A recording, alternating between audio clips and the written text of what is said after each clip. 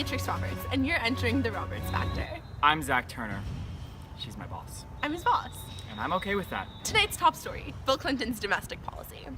In 1971, the war on drugs was implemented by Richard Nixon when he declared drugs to be America's public enemy number one. Since then, drug laws in the United States have been a highly debated and polarizing issue. Bill Clinton proposed progressive drug law reforms during his campaign, but throughout his presidency so far, we have seen him take a stance similar to his conservative predecessors. In his 1992 presidential campaign, Bill Clinton advocated for treatment in the place of incarceration, but he has recently rejected a U.S. Sentencing Commission recommendation to eliminate the disparity between sentences for crack and powder cocaine. Then he passed the 1994 Violent Crime Control and Law Enforcement Act, the largest crime control bill ever passed in the U.S. This bill implements things such as a 3 strikes mandatory life sentence for repeat offenders, a wider range of death penalty eligible offenses, and money to fund prisons and hire new police officers.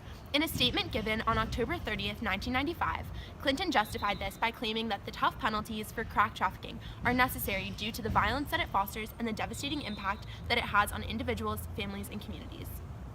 And now on the foreign side of life. The North American Free Trade Agreement, or better known as NAFTA, was put into action in January of 1994 and was agreed upon by the countries of Canada, Mexico, and the United States.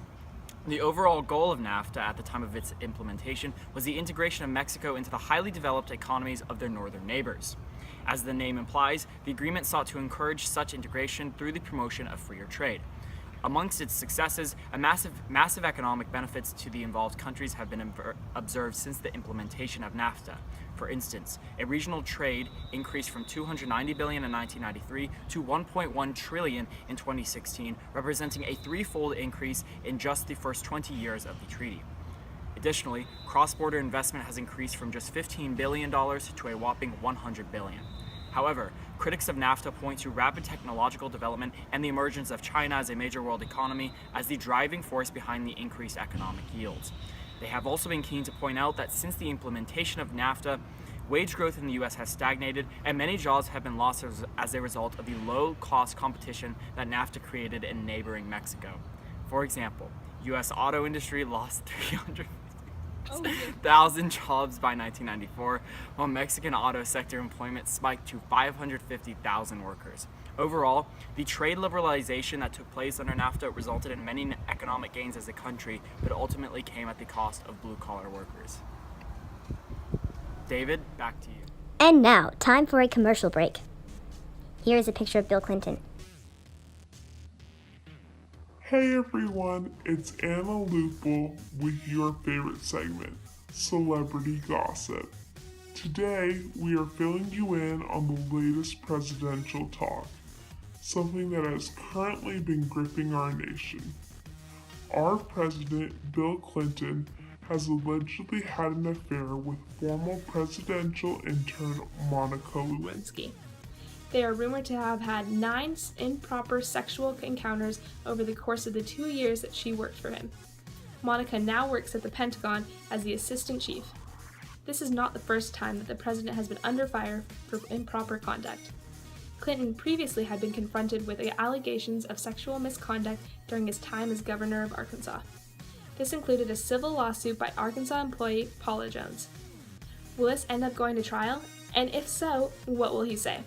I'll be covering it all right here. For anyone who has ever wondered what toys do when people aren't around. Bye, Mom. I'm going to school. Walt Disney Pictures invites you into a world where toys come to life. Andy's gone. Red alert, red alert. The dog is coming.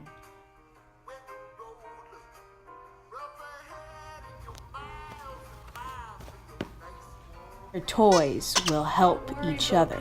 I will save you. No, I will save you.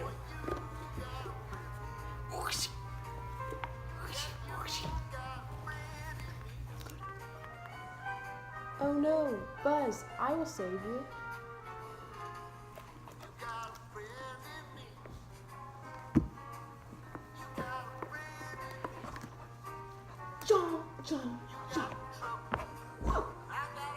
Welcome to Toy Story. And now, back from our commercial break, Here's another picture of Bill Clinton. Now back to you, David. Take a look back to the tragic day of the Oklahoma City bombing on April 19, 1995. A domestic terrorist truck bombing took place at the Alfred P. Murrah Federal Building in downtown Oklahoma City, carried out by Timothy McVeigh and Terry Nichols. The bombing took more than 168 lives and left more than 680 injured. Motivated by his dislike of the government and angry about its handling of the Ruby Bridge incident of 1992 and the Waco siege in 93, McVeigh timed the attack to coincide with the second anniversary of the siege. The blast destroyed and damaged 324 other buildings within a 16-block radius, shattered glass in 258 nearby buildings, and destroyed 86 cars, causing an estimated $652 million worth of damage. Extensive rescue efforts were undertaken by local, state, federal, and worldwide agencies in the wake of the bombing, and substantial donations were received across the country. This was the deadliest attack on U.S. soil, and it still remains the deadliest terrorism incident in the United States history. It's truly a day that the nation will never forget, and we send our condolences to those affected. Thanks for watching. Now time for some bloopers. All right. Oh my god, I choked on my We'll do it again. That intro was good though. I think that's funny. Say it. Okay. Okay. Alright. Hi, I'm Beatrix Roberts, and you're entering the Roberts Factor. I'm Zach Turner. She's my boss. I'm his boss. And I'm okay with that. Tonight's top story, Bill Clinton's domestic policy. One sec, I got... Nothing. Ugh. What's our name called again? News Patrol!